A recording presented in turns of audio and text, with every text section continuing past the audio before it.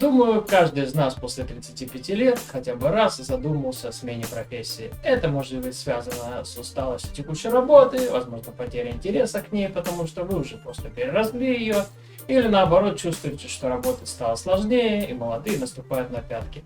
Скорее всего, это кризис среднего возраста, и надо признать, он, возможно, есть у каждого из нас. Ну, конечно же, не у меня, это же очевидно.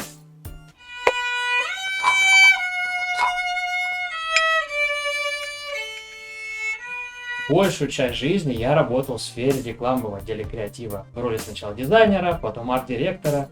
Делал рекламные кампании для известных брендов, но со временем я начал терять интерес к тому, что делаю. Я решил кардинально сменить профессию, попытаться стать разработчиком компьютерных игр.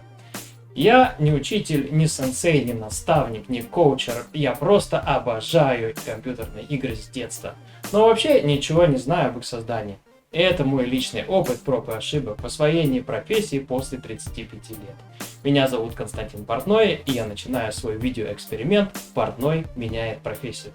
Я расскажу про свой путь разработчика игр, с чего я начал, куда двигаюсь сейчас в освоении новой профессии, и сколько жена еще готова терпеть это, пока не выставит меня за дверь с моим розовым другом.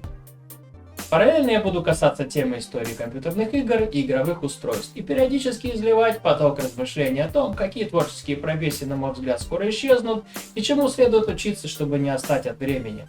До встречи!